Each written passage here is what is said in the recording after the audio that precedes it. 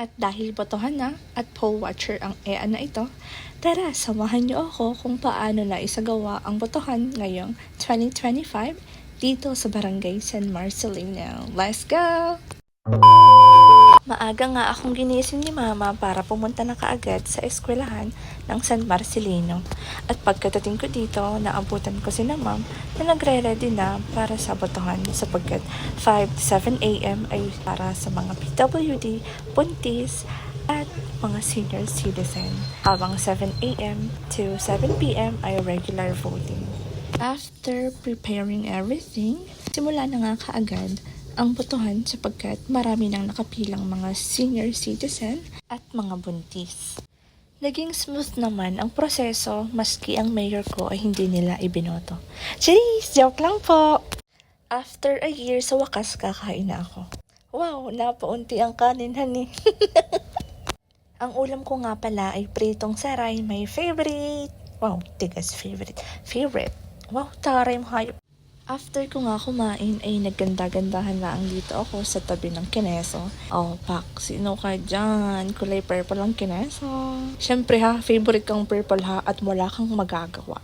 Habang may kapalitan ako sa loob ng presinto, andito lang ako sa labas, nagpapapansin sa mga tao. Hindi pa nga ako nakontento ay nag-mirror shot pa. Bugs, di mo kaya.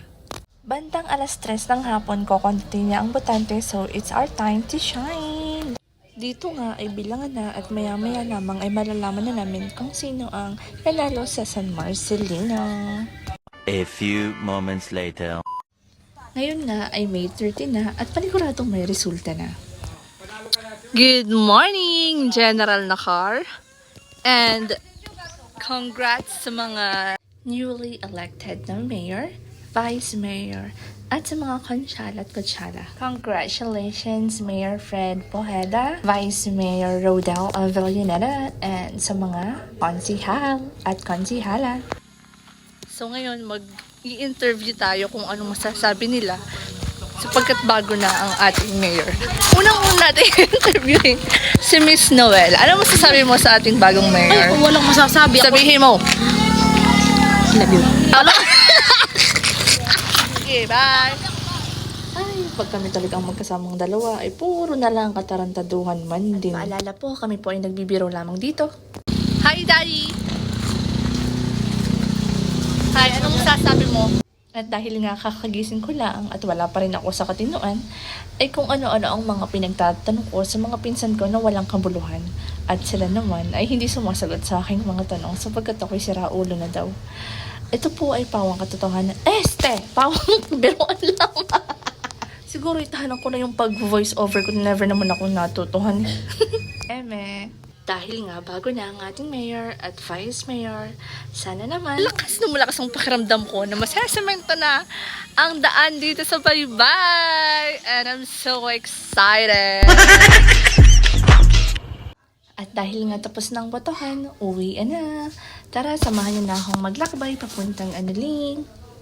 Andito na nga pala ako sa Kagusisan, ang paboritong daan ng mga naghahabal-habal. O wag na ninyong itanggiha, paborito ninyo itong daan at napakaganda naman, talagang huwagin. Wala pating nalabas na multuhan sa madaling araw. Wala ha, never nagkaroon ng white lady. Charis! Joke lang po. Wow, pabebe. Sa wakas ay nakaahon na ako sa Kagusisan. Ganda ng daan, kitang-kita nyo naman na hindi natatagtag ang motor.